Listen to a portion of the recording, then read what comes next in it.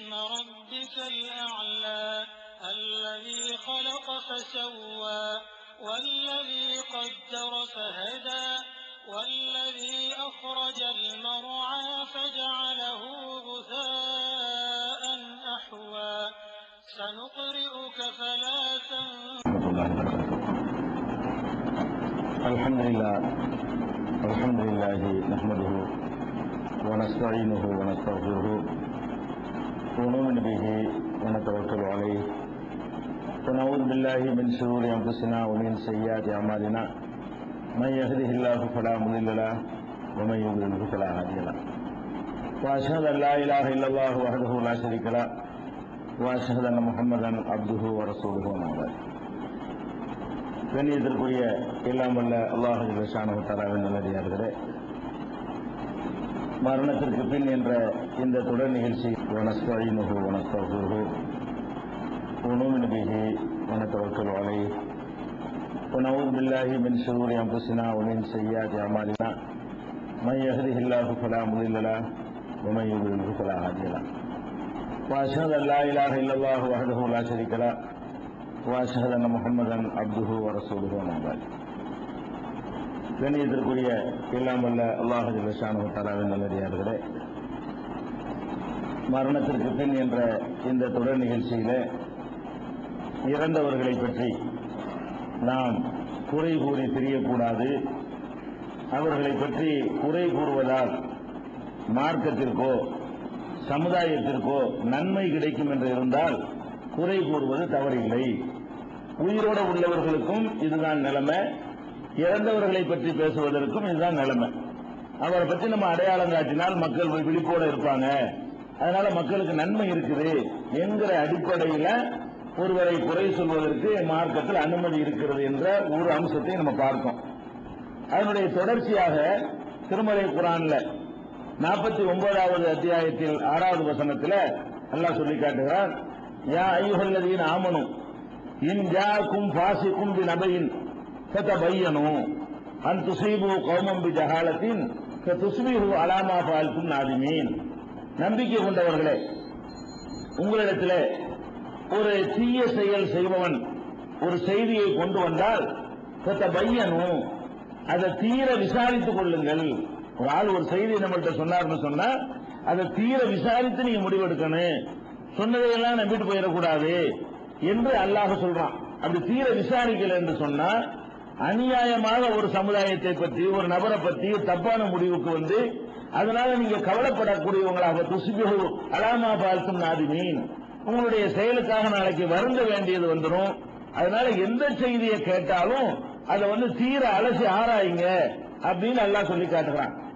அதே மாதிரி நபிகள் நாயகம் ஸல்லல்லாஹு அலைஹி வஸல்லம் சொல்றாங்க, கஃபாபில் மரி கதிபன் ஐயோ ஹத்திசபி குல்லிமா சமய, கேட்டதையெல்லாம் அடுத்த ஆள்கிட்ட பரப்புறான அவன் தான் பொய்யங்கிறதுக்கு ஒரு பெரிய ஆதாரம்.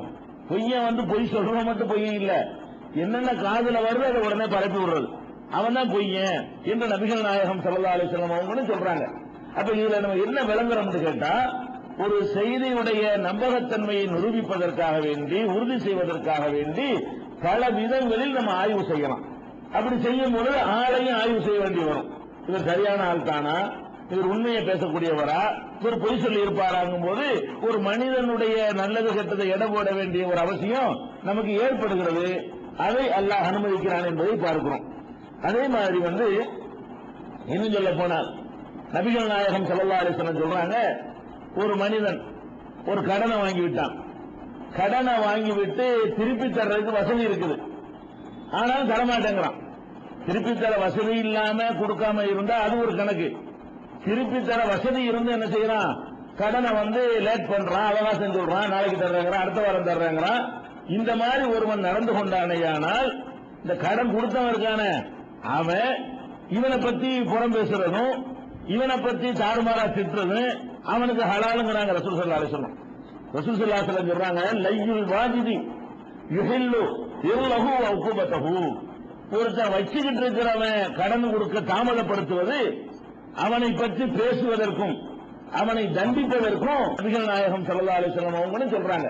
அப்ப இதுல நம்ம என்ன விளங்குறோம்னு கேட்டா, ஒரு செய்தியுடைய நம்பகத்தன்மையை நிரூபிப்பதற்காக வேண்டி உறுதி செய்வதற்காக வேண்டி பல விதங்களில் நம்ம ஆய்வு செய்யலாம். அப்படி செய்யும் பொழுது ஆளையும் ஆய்வு செய்ய வேண்டி வரும். இவர் சரியான ஆள் தானா, இவர் உண்மையை பேசக்கூடியவரா, இவர் பொய் சொல்லி இருப்பாராங்கும் போது ஒரு மனிதனுடைய நல்லது கெட்டதை எடை போட வேண்டிய ஒரு அவசியம் நமக்கு ஏற்படுகிறது. அதை அல்லாஹ் அனுமதிக்கிறான் என்பதை பார்க்கிறோம். அதே மாதிரி இன்னும் சொல்ல போனால் நபிகள் நாயகம் ஸல்லல்லாஹு அலைஹி வஸல்லம் சொல்றாங்க, ஒரு மனிதன் ஒரு கடனை வாங்கிவிட்டான். கடனை வாங்கிவிட்டு திருப்பி தர்றதுக்கு வசதி இருக்குது, ஆனாலும் தரமாட்டேங்கிறான். திருப்பி தர வசதி இல்லாம கொடுக்காம இருந்தா அது ஒரு கணக்கு. திருப்பி தர வசதி இருந்து என்ன செய்யறான், கடனை லேட் பண்றான், அவகாசம் சொல்றான், நாளைக்கு தர்றாங்கிறான், அடுத்த வாரம் தர்றாங்கிறான். இந்த மாதிரி ஒருவன் நடந்து கொண்டானேயானால் இந்த கடன் கொடுத்தவன் இருக்கான அவன் இவனை பத்தி புறம் பேசுறதும் இவனை பத்தி தாறுமாறா திட்டுறதும் அவனுக்கு ஹலாலுங்கிறாங்க ரசூல் ஸல்லல்லாஹு அலைஹி வஸல்லம். ரசூல் ஸல்லல்லாஹு அலைஹி வஸல்லம் சொல்றாங்க, லையுல் வாஜிதி யுஹில்லு இர்லஹு வ உகுபதஹு. ஒருத்தன் வச்சுக்கிட்டு இருக்கிறவன் கடன் கொடுக்க தாமதப்படுத்துவது அவனை பற்றி பேசுவதற்கும் அவனை தண்டிப்பதற்கும் கடன் கொடுத்தவனுக்கு அனுமதி அளிக்கிறது. அப்ப நம்ம ஒரு ஆள் கடனை கொடுத்து போனோம் தரமாட்டேங்கிறான்னு சொன்னா சரியான கடங்கார பயலா இருக்கான், நேர்மையற்றவனா இருக்கான்னு 1000 பேர் நம்ம சொல்லலாம். நம்மள்ட்ட கடனை வாங்கிவிட்டு தராம இது புறத்துல வராது, நம்ம காசுல வாங்கியிருக்கிறான். அப்ப வாங்கின கடனை வாங்கிட்டு திருப்பி தராம வசதி இல்லாம இருக்கானான்னு பார்க்கணும். இயலாமையில தர முடியாம இருந்தா நமக்கு ஹலால் ஆகாது. அது அல்லாஹ் என்ன செய்யணும், இல்லாதவனுக்கு நீங்க டைம் கொடுங்க, வயின்கானது உசரத்தின் நல்லத்தின் இல்லா மைசரா. ஒருத்தன் சிரமப்படுறவனாக இருந்தால் அவனுக்கு வசதி வர்ற வரைக்கும் நீங்க அவகாசம் கொடுங்கன்னு அல்லாவே சொல்றான். அது இல்லாதவனுக்கு உள்ளது. நல்லா தெரியுது, காசு வச்சிருக்கான், வாங்கின கடனை வேணும்னு தரமாட்டேங்கிறான், இவனை டேமேஜ் பண்ணி விடணுமா, விடுவதற்கு நமக்கு அனுமதி இருக்குது. அப்படி டேமேஜ் பண்ணி விட்டால் நம்ம புறம் பேசின குற்றம் வராது. அவனை பத்தி நம்ம என்ன செய்ய, இன்னும் 1000 பேர் வாங்கிடுவானே, நம்மள்ட்ட வாங்கிட்டு தராம இருந்த மாதிரி இவனை அம்பலப்படுத்தாம விட்டோம்னு சொன்னா உன்னை எத்தனை பேரை ஏமாத்துவான். அப்ப நபிகள் நாயகம் ஸல்லல்லாஹு அலைஹி வஸல்லம் சொல்றாங்க, லையுல் வாஜிதி இருக்கிறவன் கடன் கொடுக்கிற தாமதப்படுத்துவது யுஹில்லு இர்லஹு வ உகுபதஹு, அவனை தண்டிக்கிறதுக்கு ஹலாலாகி விடுகிறது, அவனை பற்றி மான மரியாதையை களங்கப்படுத்துவதும் ஹலாலாகி விடுகிறது என்று நபிகள் நாயகம் ஸல்லல்லாஹு அலைஹி வஸல்லம் சொன்னதாக நசையில 4610, 4611, 3144, 17267 இது மாதிரியான நம்பர்கள்ல எல்லாம் இடம்பெற்றிருக்கிறத நம்ம பார்க்கிறோம். அப்ப இதெல்லாம் புறந்தானே, நம்ம ஒருத்தர் கடன் வாங்கி தராம இருந்த அவனை பத்தி வேற ஆள்கிட்ட சொல்றது புறந்தானே. இந்த போல அனுமதி இருக்கிறது. ஏன் நம்ம பாதிக்கப்பட்டிருக்கிறோம், நம்ம டேமேஜ் பண்ணி விட்டாதான் நம்ம அடுத்தவனை காப்பாற்ற முடியும். இது மாதிரி எல்லாம் இருக்கிறத பார்க்கிறோம். நபிகள் நாயகம் ஸல்லல்லாஹு அலைஹி வஸல்லம் அவர்கள் கூட ஒரு ஆள் பார்க்கணும்னு வர்றாரு. ரசூல் ஸல்லல்லாஹு அலைஹி வஸல்லம் அவங்களை பார்க்கறதுக்கு பர்மிஷன் கேட்கிறார். நபிகள் நாயகம் ஸல்லல்லாஹு அலைஹி வஸல்லம் என்ன பண்றாங்க, இந்த சனியை முடிச்சவன வர்றான் அப்படின்னு ஆயிஷா நாயிட்ட சொல்றாங்க. அவன் அந்த வர்றாளை பத்தி என்ன செய்யறது, அது ஒரு கடினமான வார்த்தை, அகுல் அசீரா, ஆக கெட்ட பதிலாச்சேன அப்படிங்கிறாங்க ரசூல் ஸல்லல்லாஹு அலைஹி வஸல்லம். சரி வர சொல்லுங்க, வந்துட்டாங்களே ஆளை வர சொல்லுங்க அப்படிங்கிறாங்க. வந்த உடனே அவங்க நல்லா பேசுறாங்க. வந்த ஆள்கிட்ட செய்யறாங்க, என்ன சோமா இருக்கிறியா பேசுறாங்க. ஆயிஷா நாயகிட்ட சொல்றாங்க, இவன் மகா கெட்ட பையன் அப்படிங்கிறாங்க. அப்ப அந்த ஆளை பத்தி ஆயிஷா நாயகிட்ட ஒரு தவறான ஒரு கருத்தை சொல்லிவிட்டு அவர் வந்தவன என்ன செய்யறாங்க, ரசூல் ஸல்லல்லாஹு அலைஹி வஸல்லம் அவர்கள் ரொம்ப சத்த இலகி ரொம்ப சிரித்த முகத்தோட அவரை பார்த்து பேசிக்கிட்டே இருக்கிறாங்க. அவர் போனவன் ஆயிஷா நாயகி கேட்கிறாங்க, என்ன இது நீங்க அந்த ஆள் மகா கெட்டவன், நீங்க உள்ள வரும்போது வந்தவன கலகலந்த வந்த அந்த பேசிட்டு இருக்கீங்க அப்படிங்கிறாங்க. அப்ப ரசூல் ஸல்லல்லாஹு அலைஹி வஸல்லம் சொல்றாங்க, அதாவது அவன் கெட்டவன் தான், அவனை நான் இப்ப அடையாளம் காட்டலன்னா என்கிட்ட பேசிட்டு இருந்ததை வச்சுக்கிட்டு ஓ நல்ல ஆளு ரசூலுல்லாஹ் ரொம்ப நெருக்கமான ஆளுன்னு நினைச்சுக்க கூடாதுல்ல. ரசூலுல்லாஹ்ட்ட ஒருத்தர் பேசிட்டு போகும்போது அம்பலப்படுத்தாம இருந்தா ஓ ரசூலுல்லாஹ் சிரிச்சு சிரிச்சு பேசுறாங்களே, இவர் ரொம்ப நேர்மையான ஆளா போல இருக்க, ரொம்ப அப்படின்னு வந்துடக்கூடாது இல்லையா. அப்ப ரசூல் ஸல்லல்லாஹு அலைஹி சொல்றாங்க, இவனுடைய ஆயிஷாவே மத்தா அஹித்தனி ஃபஹாஷன், நான் எப்ப இந்த மாதிரி கெட்ட வார்த்தைகளை பேசி நீ பார்த்திருக்கிற, இந்த ஒருத்தனை பத்தி தான் பேசியிருக்கிறேன், நான் யாரை பத்தியாவது இப்படி பேசி இது வரைக்கும் பார்த்திருக்கிறியா, எத்தனை பேர் என்னை பார்க்க வந்திருக்கிறாங்களே, யாரை பத்தியாவது அப்படி பேசினா இந்த ஒருத்தன் அப்படிப்பட்டவனா இருக்கிறான், நான் என்ன செய்யறது, நான் பேசுறேன். ஏன்னு கேட்டா இன்ன ஷர்ரன் நாசி இந்தல்லாஹி மந்திரத்தன், அல்லாஹ்விடத்துல மகா கெட்ட அந்தஸ்துக்குரியவன் யாரு என்று கேட்டால் யௌமுல் கியாமத்துல மன் தரக்கஹுன் நாசு இத்திகா ஷர்ரிஹி, இவனால் வர்ற கேட்டுக்கு பயந்து யார் அவனை விட்டு ஒதுங்கி ஒதுங்கி போறாங்களோ அவன் தான் மகா கெட்டவன். இவனா முன்னாடி இவனாண்டு போறாங்க பாருங்க. அவன் அப்படி ஒரு நிலைக்கு யார் ஆளாகி விடுகிறானோ அவன் தான் மனுஷன்ல மகா கெட்டவன். இவனை விஷயத்துல அப்படி நடக்க வேண்டி இருக்கிறது, இவனை கண்டா ஒழுங்க வேண்டி இருக்கிறது, அவ்வளவு கெட்டவன் சொல்றாங்க. இப்ப இது புகாரியில 6032வது ஹதீஸ், 6054வது ஹதீஸாக பதிவு செய்யப்பட்டிருக்கிறது. அப்ப இது யார் சொல்ல எச்சரிக்கை பண்றாங்க? ஒரு ஆள் வரும் பொழுது கெட்டவன் சொல்லி போட்டு வந்த ஒண்ணு செய்யறாங்க. இதெல்லாம் முனாபிக்கு தரமெல்லாம் கிடையாது. இது சமூக பாதுகாப்புக்காக வேண்டி, மக்களுக்கு எச்சரிக்கை பண்ணுவதற்காக வேண்டி, அவரை பற்றி சரியான அடையாளம் காட்டுவதற்காக வேண்டி இப்படி எல்லாம் சொல்லலாம்.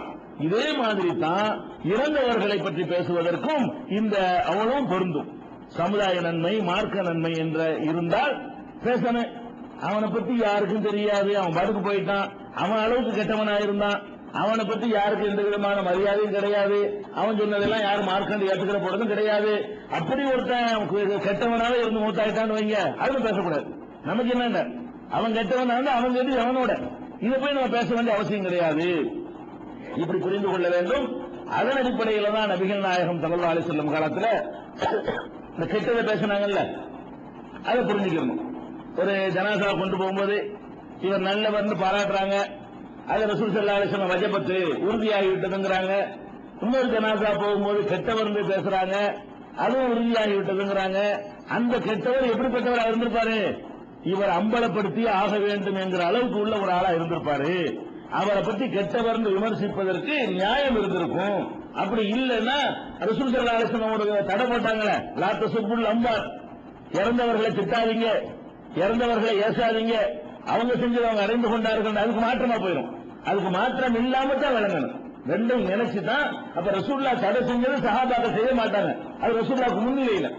தடை செஞ்சது ரசூலுல்லாஹ்க்கு பிஞ்சு கூட செஞ்சிடலாம். ரசூல் ஸல்லல்லாஹு அலைஹி வஸல்லம் கண்ணு முன்னாடியே தடை செஞ்சதை பார்த்து செய்வாங்களா?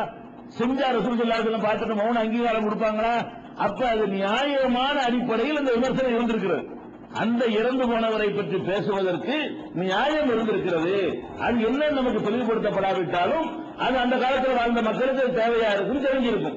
அப்படி விளங்கி கொண்டோமையானால் இது மாதிரியான ஹதீசுகளுக்கு உள்ள முரண்பாடுகள்லாம் போய்விடும். இப்போ இதுவரைக்கும் நம்ம இறந்து போனவர் தொடர்பாக நம்ம செய்ய வேண்டிய விஷயங்களை அறிந்து கொண்டோம். அதுல ஒன்னே ஒண்ணு விடுபட்டிருக்கிறது. ஏன்னா இன்னைக்கு ஜனாசாவை குளிப்பாட்டுறதுல இருந்து அந்த ஜனாசாவுக்கு என்ன செய்யணும் என்பதை தான் வச்சிருந்தோம். நேற்று ஒரு சகோதரர் யாவப்படுத்தினாரு, நீங்க இறந்து போனவர் 3 நாளைக்கு மேல கவலைப்படக்கூடாதுன்னு சொன்னீங்க. நம்ம கணவன் இறந்துட்டா மனைவிக்கு தனியான ஒரு இது இருக்கு, அந்த சட்டத்தையும் சொல்லணும்ல. அது விடுபட்டு சேர்ந்து ஒருத்தர் நினைவுபடுத்தின காரணத்தினால அது ஒண்ணு பாக்கியா இருக்கிறது. ஒரு மனிதர் ஒரு மற்றவங்க இறந்தா பிரச்சனை இல்ல, புருஷன் இறந்து விட்டால் மனைவிக்கு என்று சில சட்டத்திட்டங்கள், ஒழுங்குகள், உரிமைகள், அவர்கள் கடைபிடிக்க வேண்டிய நியதிகள் இருக்கு இல்லையா, அதுகளை நம்ம தெரிந்து கொள்ள வேண்டி இருக்கிறது. அதுக்கு பிறகு நம்ம ஜனாசாவுக்குள்ள போயிடலாம். அதுல என்னன்னு கேட்டா, ஃபர்ஸ்ட் விஷயம் என்னன்னு கேட்டா, கணவன் இறந்து விட்டால் இறந்த உடனே மனைவிக்கு என்று இஸ்லாம் இத்தா என்ற பெயர்ல ஒரு கட்டுப்பாடை விதிக்கிறது. இத்தாண்டா என்ன? இத்தாங்கிற வார்த்தைக்கு அகராதியில் அர்த்தம் நாட்களை எண்ணுவதில் அர்த்தம். அத்தண்டா எண்ணினான், இத்தத்துன்னா எண்ணுதல் அர்த்தம். இதை இத்தாங்கிற வார்த்தையை கூட நீங்க பார்க்கலாம். நோன்பு விஷயத்தில் கூட எல்லாம் சொல்றான். பமன்கான மின்கும் மரீலன், உங்களில் யாராவது நோயாளிகளாக இருந்தால், அவ்வாலா சஃபரின், பிரயாணத்தில் இருந்தால், இத்தத்துன் மின் ஐயாமின் உகர், வேற நாள் எண்ணிக்கை. இத்தாங்கிற வார்த்தை அங்கேயும் போடுறாங்க. இந்த பெண்களுக்கு அனுஷ்டிக்கிறது மட்டும் இதான் நல்லா போடல. ரமலான்ல உனக்கு நோயாளியா இருந்து நோன்பு வைக்கலன்னு சொன்னா இத்தத்தும் ஐயாமின் உகர், வேற நாட்கள்ல இதா பண்ணிக்க அப்படின்னா இதா இருக்குன்னு அர்த்தமா? எண்ணிக்கிறேன்னு அர்த்தம். 7 நாள் விட்டியா, 7 நாள் எண்ணிக்க. வேற மாசத்துல 7 நாள் எண்ணி நோன்பு வச்சிரு. 10 நாள் விட்டுட்டியா, அது 10 நாள் எண்ணிக்கைன்னு அர்த்தம். அப்ப இதுதாங்கிறதுக்கு நேரடி அர்த்தம் என்ன? எண்ணுதல், கவுண்ட் பண்ணுதல். 1 2 3 எண்ணும் இல்லையா, அந்த எண்ணுதல் தான் அதுக்கு நேரடியான அர்த்தம். இதுல பெண்களுக்கு அனுஷ்டிக்கிற அந்த காரியத்துக்கு இதாண்டு பேர் வச்சுன்னு கேட்டா, ஒரு கணவன் இறந்துட்டான், இறந்த உடனே வேற வேற பல மார்க்கங்கள்ல, பல சமுதாயங்கள்ல அவங்களுக்கு மறுமணத்துக்கு அனுமதி கிடையாது. அவங்க கணவன் இறந்து விட்டால் அதோடவே அப்படி இருந்து விட வேண்டும், அதுல அவங்க இன்னொரு வாழ்க்கையை தேர்ந்தெடுத்துக் கொள்ளக்கூடாது என்று அந்த நபிகள் நாயகம் ஸல்லல்லாஹு அலைஹி வஸல்லம் காலத்துல பல சமுதாயங்கள்ல அது ஒரு பழக்கமாகவே இருந்தது. அதை இஸ்லாம் ஏற்றுக்கல. இஸ்லாம் என்ன பண்ணுது? பெண்கள் மறுமணம் செஞ்சுக்கலாம், ஒரு கணவனோட வாழ்ந்ததுனால அதோடவே எல்லாம் முடிஞ்சிருச்சுன்னு கிடையாது. அவங்க எத்தனை முறை வேண்டாலும், கணவன் 4 கணவன் இறந்துட்டா கூட 5வது கூட அவங்க இன்னொரு கணவரை கல்யாணம் பண்ணிக்கிறோம். மறுமணம் என்பது பெண்களுக்கு அனுமதிக்கப்பட்டிருக்கிறது, ஊக்குவிக்கப்பட்டிருக்கிற ஒரு மார்க்கம். இந்த மறுமணம் செய்வதற்கு புருஷன் இன்னைக்கு இறந்துட்டான், நாளைக்கே கல்யாணம் பண்ணலாமா? கல்யாணம் பண்ணக்கூடாது. வேற என்ன செய்யணும்? ஒரு 4 மாசம் 10 நாள் எண்ணிக்கிட்டே இருக்கணும். அதான் இதாண்டு பேரு. என்ன பண்ணணும்? 4 மாசம் 9 நாள் ஒண்ணு இருக்குது, 4 மாசம் 8 நாள் ஒண்ணு இருக்குது, இன்னும் 4 மாசம் 7 நாள் இருக்குது, இன்னும் 4 மாசம் 6 நாள் இருக்குது. இப்படி அந்த என்றுங்கிற வார்த்தைகளையே அவங்க இன்னொரு வாழ்க்கைக்கு தயாராகணும்னு அர்த்தம். நம்ம கூட என்ன செய்வோம்? அந்த கவுண்ட் டவுன் போட்டு தானே என்ன செய்வோம். முக்கியமான காரியமா இருந்தா ஒரு ஒரு டயத்தை வச்சுக்கிறோம், ஒன்னா கழிச்சுட்டு வருவோம். அந்த டயம் வந்தோடனே அந்த வேலையை முடிக்கணுமா இல்லையா? இன்னும் 28 நாட்களே உள்ளன, இன்னும் 27 நாட்களே உள்ளன, இன்னும் 26 நாட்களே உள்ளன சொல்லி மேல இருந்து கீழே கவுண்ட் டவுன் பண்றோம் இல்லையா? கவுண்ட் டவுன் இதுதான். அப்ப பெண்கள் அவங்களுடைய இன்னொரு வாழ்க்கையை தேர்ந்தெடுத்துக் கொள்வதற்காக வேண்டி நாளைக்கே கல்யாணம் பண்ணிடாத, ஒழுங்கா நாளை எண்ணி கழிச்சுக்கிட்டே வா. நான் 4 மாசம் 10 நாளை வச்சுக்க டோட்டல் பண்ணி, அதுல இருந்து 1 நாள் குறைச்சிக்கிட்டே வா. 1 10 5 நாள் 4 நாள் 3 நாள் 2 நாள் 1 நாள் வச்சா உடனே மாப்பிள்ளை பார்த்து கல்யாணம் பண்றதுக்கு ஏற்பாடு பண்ணும் அப்படின்னு அவங்க சீக்கிரம் அந்த வேலையை செய்யணுங்கிறதுக்காக வேண்டி, கணவன் இல்லாமையே இருந்துடக்கூடாதுங்கிறதுக்காக வேண்டி அந்த வார்த்தை கூட எப்படி தேர்ந்தெடுக்கப்பட்டிருக்கிறது? நாட்களை எண்ணுதல், அதாவது அந்த கழித்துக் கொண்டே வருதல், சீக்கிரமா திருமணம் செய்தல் அர்த்தம். இப்படி கணவனை இழந்த பெண்கள் உடனடியாக திருமணம் செய்யாமல் 4 மாதம் 10 நாட்கள் கழித்து திருமணம் செய்யறாங்கல்ல, 4 மாதம் 10 நாள் கல்யாணம் பண்ணாம அவங்க இருந்தார்களே ஆனால் அவங்க நாளை எண்ணிக்கிட்டு இருக்கிறாங்கன்னு அர்த்தம். இதாண்ட அவ்வளவுதான். இதாண்டா என்ன அர்த்தம்? வேற கல்யாணம் பண்ணாம இருந்தா இதா இருக்கிறாங்கன்னு அர்த்தம். இதாண்டு தனியா போய் இருக்கிறது அவனுக்கு கிடையாது. எனக்கு அந்த புருஷன் இறந்துட்டான், இன்னைக்கு கல்யாணம் பண்ணல, இன்னைக்கு இதாவா இருக்கிறாங்க. நாளைக்கு கல்யாணம் பண்ணல, இதா இருந்துட்டாங்க. நாளை கழிச்சு கல்யாணம் பண்ணல, இதாவில் இருக்கிறாங்கன்னு அர்த்தம். கல்யாணத்தை பண்ணிவிட்டாங்க, இதாவில் என்ன அர்த்தம்? அப்ப இதாவுல இருக்கிறதுக்கு அர்த்தம் என்ன? கல்யாணம் பண்ணாமல் நாட்களை எண்ணிக்கொண்டே இருப்பது. கல்யாணத்துக்கு எத்தனை நாள் இருக்கிறது என்று சொல்லி நாட்களை எண்ணுவது என்று அர்த்தம். இதை வழங்கிக் கொள்ள வேண்டும். இது கூட எல்லாருக்கும் 4 மாசம் 10 நாள் இல்ல. 4 மாசம் 10 நாள் என்பது யாருக்கு? கருவறையில குழந்தை இருக்குதா இல்லையான்னு தெரியாம இருக்கிறாங்களே அவர்களுக்கு தான் 4 மாசம் 10 நாளை போட்டு 4 மாசம் 10 நாளைக்கு பிறகு குழந்தை இல்லைன்னு தெரிஞ்சா கல்யாணம் பண்ணிக்கிறாங்க.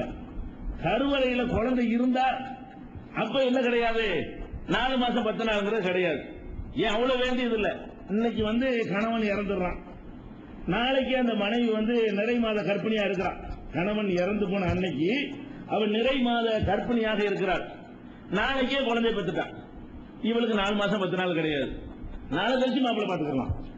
இன்னைக்கு கணவன் இறந்து போறான், நாளைக்கு அவள் குழந்தையை பெற்றெடுத்து விட்டால் குழந்தைய பெற்றெடுத்தாங்கன்னா அதான் இந்தா, அது ஒரு செகண்ட் கூட இருக்கலாம். எல்லாருக்கும் 4 மாசம் 10 நாள் வராது. சில ஆட்களுக்கு என்ன, புருஷன் மூத்தா போயிட்டான்னு போன்ல சொல்றாங்க, உடனே பிள்ளை பெற்றா அதிர்ச்சியில. இதாவே கிடையாது, அவ்வளவுதான். புருஷன் இறந்துட்டான்னு தகவல் வருது, வந்தவுடனே அதிர்ச்சியில் என்ன ஆயிடுச்சு, அவளுக்கு டெலிவரி ஆயிடுச்சு. இப்ப என்ன இவளுக்கு இதான் அவ்வளவுதான் முடிஞ்சு போச்சு. வயிற்று ஒண்ணு முடியல. அப்ப இஸ்லாத்துல இதாண்டு எதுக்கு வச்சிருக்கு? அது மாதிரி சில ஆட்களுக்கு 10 மாசம் கூட ஆயிரும். 4 மாசம் 10 நாள் எல்லாருக்கும் ஆகாதுங்க. இப்ப சாகுறதுக்கு முதல் நாள் மனைவியோட சேர்ந்தான், சந்தோஷமா இருந்தான். அன்னைக்கு ஒரு குழந்தை உண்டாகி போச்சு, அவனுக்கு தெரியாது, மண்டையை போட்டான். இப்ப 4 மாசம் ஆனவன என்ன ஆயிரும்? ஆஹா இருக்குன்னு தெரிஞ்சிடும். உடனே 4 மாசம் 11ஆவது நாள் கல்யாணம் பண்ண முடியாது. அவங்க இருக்கிற தெரிஞ்சவங்க என்ன செய்யணும்? இன்னும் இழுக்கும். 5 மாசம் ஆகும், 6 மாசம் ஆகும், 7 மாசம் ஆகும், பிரசவிக்கிற வரைக்கும் தான் இழும். 4 மாசம் 10 நாளோட எல்லாருக்கும் முடியாது. குழந்தை இருக்குதுன்னு கன்ஃபார்மா தெரிந்து விட்டால் அவங்களுக்கு இதான் எவ்வளவு வரும்? 9 மாசம் 9 நாளுங்கிறான்ல, அந்த கணக்குப்படி இத்தா வரும். சில ஆட்களுக்கு 9 மாசம் 9 நாள் வரும், சில ஆளுக்கு ஒரு செகண்ட் கூட இதாவா வரும். சில ஆட்களுக்கு என்ன செய்யும், மூத்தா போகும்போது 9 மாசம் கர்ப்பிணியா இருக்கிறா, 1 மாசத்துல பிள்ளை பெற்றுருவா, அவளுக்கு 1 மாசம் இத்தா. 8 மாசம் கர்ப்பிணியா இருக்கிறா, புருஷன் மூத்தா போகும்போது 2 மாசத்துல பிள்ளை பெற்றுருவா, 2 மாசம் இத்தா. அப்ப இதுல நம்ம இந்த சட்டத்தில இருந்து நம்ம என்ன விளங்குறோம்?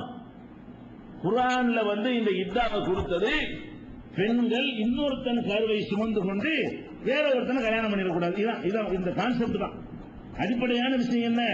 வேற ஒருத்தனுடைய குழந்தையை வயிற்றில் சுமந்து கொண்டு இன்னொருத்தனுக்கு நம்ம மனைவியாக இருந்தால் அந்த குழந்தை யாருடையது என்ற ஒரு பிரச்சனை, அதுல குழப்பம், அது ஏன் குழந்தை இல்லைன்னு அவனும் சொல்லுவான், பலவிதமான குழப்பங்கள் ஏற்பட்டு போயிடும். அதுக்காகத்தான் இஸ்லாம் என்ன பண்ணதுன்னு கேட்டா, நீங்க கணவன் இறந்த உடனே என்னுடைய கருவுல ஒண்ணும் இல்லை என்று நிரூபிச்சு விட்டு கல்யாணம் பண்ணுங்க. கல்யாணம் பண்ண நினைச்சீங்கன்னு சொன்னா என்னுடைய முதல் கணவன் மூலமாக எந்த ஒரு வாரிசும் என் வயிற்றில் வளரவில்லை அப்படிங்கறத நீங்க நிரூபணம் செய்துவிட்டு கல்யாணம் செய்து கொள்ளுங்கள் அப்படிங்கிறதுக்காகத்தான் மார்க்கத்துல இத்தாங்கிற ஒரு அனுஷ்டானத்தை, ஒரு சடங்க, ஒரு விதிமுறையை இஸ்லாம் வகுத்து தந்திருக்கிறது. அதுல கூட நீங்க உங்களுக்கு சந்தேகம் வரலாம். ஒரு பெண்ணுடைய கருவறையில குழந்தை இருக்குதா இல்லையான்னு கண்டுபிடிக்கிறதுக்கு 4 மாசமா தேவைப்படும்? 4 மாசம் தேவைப்படாது. ஒரு பெண்ணை பொறுத்த வரைக்கும் அவங்களுக்கு குழந்தை இருக்குதா இல்லையான்னு 1 மாசத்துல தெரிஞ்சு போயிடும். அவங்களுக்கு வழக்கமா வரக்கூடிய அந்த மாதவிடாய் நின்று போச்சுன்னு சொன்னா அவங்களுக்கு வயிற்றுல குழந்தை இருக்கிறதுனால நின்றுச்சுன்னு கன்ஃபார்ம் பண்ணிடலாம். அல்ல 1 மாசத்துல தெரியாட்டா கூட 1.5 மாசத்துல ஒரு அளவுக்கு அது தெரிஞ்சு போயிடும். 4 மாசம் 10 நாள் ஓவரா இருக்கான்னு நம்ம நினைக்கலாம். 4 மாசம் 10 நாள் எதுக்குன்னு கேட்டா அந்த பெண்ணுக்கு தெரிஞ்சு போயிடும். எனக்கு தெரிஞ்சு நம்ம வயிற்றுல குழந்தை இல்ல என்று அந்த பெண்ணுக்கு தெரிஞ்சிடும். இஸ்லாம் விரும்புகிறது உலகத்துக்கு தெரியணும். ஏன் குழந்தைய வச்சுக்கிட்ட இல்லைன்னு ஒரு பெண்ணு போய் சொல்லலாம்? அதாவது அந்த பெண்ணுக்கு தான் தெரியும் அவளுக்கு குழந்தை இருக்குதா இல்லையாங்கிறத அவ சொல்வதை வச்சுதான் நம்ம நம்ப வேண்டி இருக்குது. இதுக்காக வேண்டியெல்லாம் போய் டெஸ்ட் பண்ணிட்டு இருக்க முடியாது. அவங்களுடைய மான மரியாதையை களங்கப்படுத்துற மாதிரி போயிடும். மெடிக்கல் டெஸ்ட்ல தெரிஞ்சிருமெல்லாம் கேட்கக்கூடாது. அதெல்லாம் ஒரு கேவலப்படுத்துற மாதிரி ஆயிரும். அப்ப அவங்க சொல்றாங்க வயிற்றுல ஒண்ணுமே இல்லைங்கிறாங்க 1 மாசத்துலயே. 1 மாசத்துக்கு பிறகு என்ன செய்யறாங்க? நான் நார்மலா தான் இருக்கிறேன், எந்த ஒரு கருவும் இல்லைங்கிறாங்க. இதை நம்பி நம்ம கல்யாணம் பண்ணிட்டா அதுல 50-50 இருக்கிறது. அந்த பெண்ணு சொன்னது உண்மையாவும் இருக்கலாம், அல்ல கல்யாணத்துக்கு அவசரப்பட்டுக்கிட்டு பொய்யும் சொல்லியிருக்கலாம். அப்படி பொய்யாக இருந்தால் அப்ப அந்த குழந்தை அவன் இன்னொருத்தன் குழந்தை வயிற்றுல இருக்கும்போது நீதான் இதுக்கு அப்பண்டு வேற ஆள் தலையில சுமத்தினா அது நியாயம் இல்லையில. அவன் சொத்துக்கு வாரிசா வர போறான், எடுத்து வளர்க்கணும், அது கொஞ்சம் நல்லது கெட்டதுக்குன்னா அவன் பொறுப்பாளி ஆக போறான். அப்ப இன்னும் சொல்ல போனா அந்த குழந்தை அவனுடைய குழந்தையா இருக்குன்னு வைங்க, சொத்துனா வாங்கிட்டு வந்துடலாம்ல. அதாவது ஏற்கனவே ஒரு கணவனோட வாழ்ந்து அந்த குழந்தை இருந்தால் அந்த குழந்தைக்கு செத்து போன அப்பனுடைய சொத்துல பங்கு இருக்குமா இல்லையா? அவன் பெற்றெடுத்த பிறகு என்ன செய்வா? ரூபாய் வாங்கிட்டு வந்துருவாள். கல்யாணம் பண்றதுக்கு முன்னாடி எண்ணி வை, என் பிள்ளைக்குள்ள சொத்த வை, தகப்பன் சொத்து ஆம்பளை பிள்ளையா இருந்து அம்பட்டுக்கு சொந்தக்காரன் ஆயிடுவாங்கல்ல. இவளுக்கு தானே சேஃப்டி. அது அந்த குழந்தையின் பேர்ல ஒரு பெரும் தொகையே கிடைச்சிருமே. இறந்து போன கணவன் நல்ல வசதி உள்ளவனா இருப்பானே, ஆனால் வயசுல இருக்கிற ஒரு ஆம்பளை பிள்ளையா இருந்தாலும் சரி, பொம்பளை பிள்ளையா இருந்தாலும் சரி, பிள்ளைகளுக்கு கிடைக்கிற அளவுக்கு சொத்து உரிமை மற்றவங்களுக்கு கிடைக்காத. மனைவிக்கு, அண்ணனுக்கோ, தம்பிக்கோ, தாய்க்கோ, தகப்பனுக்கோ பிள்ளைக்கு கிடைக்கிற அளவு கிடைக்குமா? எந்த ஒரு வாரிசு கணக்குலையும் பிள்ளைகளுக்கு தான் அதிகமா கிடைக்கும். அப்ப அந்த பிள்ளைகளுக்கு சொத்துலாம் வாங்கி கொடுக்கிற விஷயம்லாம் இருக்கு பாருங்களேன். அதுக்காகத்தான் இஸ்லாம் என்ன பண்ணுது? இது மாதிரி ஒரு கணக்கு வைக்குது. இப்ப 4 மாசம் 10 நாள் சொல்லும் போது ஊர் உலகத்துக்குலாம் தெரிஞ்சு போயிடும். அந்த பெண்ணோட பழகினவங்க, தெரிஞ்சவங்க, தோழிமார்கள் எல்லாரும் தெரிஞ்சு வயிறுல உண்மை இல்ல. 4 மாசம் ஆனா வயிறு காட்டி கொடுத்துருமில்லங்க. உண்மை இல்லை, இவன் சாதாரணமா தான் இருந்தாங்க. இப்ப எடுத்துக்கல, ஒரு கணவன் இறந்துறான், 1 மாசம் ஆயிடுச்சு. இவனுக்குள்ளதான் உண்மை இல்ல. உண்மையில அந்த பெண்ணுடைய வயிற்றுல எதுவுமே இல்ல. அவன் உண்மையே சொல்லி இருக்கிறாள். அதை நம்பி கல்யாணம் பண்ணி கொடுத்துட்டோம். இப்ப அவன் மறுத்தான்னா ஊர் உலகம்னா தலையிட இயலுமா? தலையிட இயலாது. ஏன்? ஏமாத்திட்டாங்க. என் பிள்ளை இல்லைங்கன்றான். அப்படின்னா அந்த பிள்ளையை வெறுக்குவான். காலமெல்லாம் அந்த பெண்ணுக்கு நரகமாயி போயிடும். சந்தோஷத்துக்கு தானே கல்யாணம் பண்றது, நரக வேதனை அனுபவிக்கிறதுக்கா? சந்தோஷமா இருக்கிற கொஞ்சம் சபர் பண்ணிக்கிட்டீங்கன்னா கவலை இல்லாம சந்தோஷமா வாழ்க்கை நடத்துவீங்க. இப்ப 4 மாசம் 10 நாள் ஆச்சுன்னு சொன்னா அதுக்கு பிறகு கல்யாணம் பண்ணி அவனுக்கு 8 மாசத்துல குழந்தை பிறந்தா ஏன் இது இல்லைன்னு சொல்ல வேணுமா? அத ஊரு உலகத்துக்குலாம் தெரியும். 4 மாசம் சும்மா நடமாடிக்கிட்டு இருந்தா எந்த ஒரு அறிகுறியும் இல்லையாடா, குழந்தை இருந்தா தெரிஞ்சு போயிருக்குமாடா அப்படின்னு ஊரு இழுத்து வச்சு கேட்போமா இல்லையா? மதிப்போமா இல்லையா? அப்ப அவன் மாதிரி அந்த பிள்ளை இல்லாட்டாலும் அவன் தானே சுமக்க வேண்டியவரு. இப்படிங்கிற ஒரு அடிப்படையில தான் இஸ்லாம் என்ன பண்ணுது? ஒரு வாரிசு குழப்பம் வந்துடக்கூடாது, சொத்து பத்திர பிரச்சனை வந்துடக்கூடாது, இதெல்லாம் கருத்துல கொண்டு அந்த இத்தாங்கிற ஒரு சட்டத்தை வைத்திருக்கிறது. இதுல இந்த இத்தாவுடைய காலத்தை எடுத்துக்கிறேன். ஏன்னா இத்தாவுடைய முதல்ல நான் சொன்ன இப்ப காலம், இந்த காலத்தை ஃபர்ஸ்ட் எடுத்துக்கிறேன். குர்ஆன்ல 2வது அத்தியாயத்துல 234 பக்கராவுல 234வது வசனத்தில் தான் இந்த 4 மாசம் 10 நாள் என்ற விதியை எல்லாம் சொல்கிறான். எப்படி சொல்றான்? வல்லதீன யுத்தவஃபூன மின்கும், உங்களில் யார் மரணித்து விடுகிறார்களோ, எதனோன அஸ்வாஜன், மனைவிமார்களை விட்டுவிட்டு யார் மரணித்து விடுகிறார்களோ, எத்தரப்பஸ்ன பி அம்புசிஹின்ன அர்பஅத அஷ்ஹுரின் வஅஷ்ரா, அவர்கள் 4 மாசம் 10 நாட்கள் காத்திருக்க வேண்டும். 4 மாசம் 10 நாட்கள் வெயிட் பண்ண வேண்டும் என்று அல்லாஹ் சொல்லி காட்டுகிறார். ஃபைதா பலகன அஜலஹுன்ன, அந்த காலக்கெடு அடைந்து விடுவார்களே ஆனால், 4 மாசம் 10 நாளை அடைந்து விடுவார்களே ஆனால், ஃபலாத்துனாக அலைக்கும் ஃபீமா ஃபஅல்ன ஃபீ அன்ஃபுசிஹின்ன, தங்கள் விஷயமாக அந்த பெண்கள் முடிவெடுத்துக் கொள்வதில் எந்த குற்றமும் கிடையாது. அவங்க என்ன மாதிரி கல்யாணம் பண்ணி வைக்க சொல்றாங்களோ அதை பண்ணி வைக்கிற வேலையை செய்யணுமே தவிர மறுவாழ்க்கைக்கு தடையா நிக்க கூடாது, அதுக்கு முட்டுக்கட்டை போடக்கூடாது என்று சொல்லி திருமலை குர்ஆன்ல 2:234 சொல்லி காட்டுகிறான். அதே மாதிரி 65வது சூராவுல 4வது வசனத்தில் சொல்கிறான், உலாத்துல் அஹ்மாலி, ஹம்ல் உடையவர்கள் கற்பம் உடையவர்களுடைய இத்தாவாகிறது அங்கெல்லான ஹம்லஹுன்ன, அவங்க பிரசவிக்கிறது தான். அவங்க கர்ப்பிணிகளாக இருப்பார்களே, ஆனால் கர்ப்பிணிகளுக்குரிய இத்தா எவ்வளவு? அவங்க குழந்தையை பெற்றெடுப்பதுதான் இத்தா. குழந்தையை பெற்றெடுக்கிற வரைக்கும் அவர்கள் திருமணம் செய்யாமல் இருக்க வேண்டும். குழந்தையை முதல் கணவன் மூலமாக உருவான குழந்தையை பெற்று கொடுத்தா என்ன செய்யணும்? அடுத்த கல்யாணம் பேச வேண்டும் அப்படிங்கிற கருத்து 65வது அத்தியாயத்தில் 4வது வசனத்தில் இருக்கிறது. நபிகள் நாயகம் ஸல்லல்லாஹு அலைஹி வஸல்லம் அவங்களுடைய காலத்துல சுபையாங்கிற பேர்ல ஒரு அம்மா இருந்தாங்க. அவங்க சாது பின் ஹவுலா என்பவருடைய மனைவி. இந்த சாது பின் ஹவுலாங்கிறவர் பத்ர் போர்க்களத்தில எல்லாம் கலந்து கொண்டவர். அவர் என்ன பண்றாருன்னு கேட்டா, ஹஜ்ஜத்துல் விதா கடைசி ஹஜ்ஜில் ரசூலுல்லாஹ்வோட அவரும் பங்கெடுத்துக் கொண்டார். அதுல மௌத்தா போயிட்டார். ரசூல் ஸல்லல்லாஹு அலைஹி வஸல்லம் காலத்தில் நடக்கிற சம்பவம், சுபையா என்பவருடைய கணவர் ஹஜ்ஜத்துல் விதாவில் இறந்து விட்டார். இறக்கும் போது ஒய்ய ஹாமிலும், இந்த அம்மா கர்ப்பிணியாக இருந்தார்கள். குலம் தன்ஷப் அன்வலாத் ஹம்லஹா பாத வஃபாத்தி, அவர் இறந்த உடனே தாமதம் இல்லாமல் இந்த அம்மா குழந்தை பெற்று விட்டார்கள். ரொம்ப நாள் ஆவல. அப்ப ஓரளவு நிறை மாத கர்ப்பிணியா இருந்திருப்பார்கள். சில நாட்களிலேயே, கணவர் இறந்து சில நாட்களிலேயே இந்த அம்மா குழந்தை பெற்று விட்டார்கள். பெற்ற உடனே அந்த அம்மா என்ன செய்யறாங்க? ரத்த போகலாம் நின்ற பிறகு ஜம்மலத்தில் ஹிதாப், தன்னை மனம் பேச வருவாங்க என்பதற்காக வேண்டி அதுக்கு முந்தி இருந்த மாதிரி அலங்காரம் செய்ய ஆரம்பித்து விட்டார்கள். இந்த அலங்காரங்கள்லாம் தவிர்த்திருப்பாங்க இல்லையா, அது என்னென்ன செய்யணும்னு நான் பின்னாடி சொல்றேன். அந்த அலங்காரங்களை எல்லாம் தவிர்த்து இருந்தவர்கள் இப்ப அலங்காரம் எல்லாம் செய்ய ஆரம்பிச்சுட்டாங்க. செய்ய ஆரம்பிச்ச உடனே அபு சனாபில்ங்கிற ஒரு சஹாபி போய் அந்த அம்மாவை கண்டிக்கிறாங்க. நீ என்ன அது எல்லாம் குர்ஆன்ல 4 மாசம் 10 நாளுங்கிறான், நீ என்ன 4 மாசம் கூட ஆவல, நீ எப்படி அதுக்குள்ள நீ கல்யாணத்துக்கு ரெடி ஆகுற? ரசூலுல்லாஹ்வுக்கு நடக்குது பாருங்க. குர்ஆன் இப்படிலாம் வழங்கி இருக்கிறாங்க. குர்ஆன்ல 2 தான் இருக்குது. அவருக்கு இது மட்டும் தான் தெரியுது. எது தெரியுது? 4 மாசம் 10 நாளுங்கிற மட்டும் அவருக்கு தெரியுது. கர்ப்பிணிகளுக்கு தனியா ஒண்ணு இருக்குங்கிற அவருக்கு தெரியல. அவர் போய் சண்டைக்கு போறாரு. நீ எப்படி அலங்கரிச்சிட்டு இருக்கிற? 4 மாசம் ஆயிடுச்சு உனக்கு, இப்பதானே புடிச்சு இருக்கிறான் அப்படின்னு சொல்லி அவர் போய் அந்த அம்மாட்ட போய் சண்டைக்கு போறாரு. உடனே அந்த அம்மா என்ன செய்யறாங்க?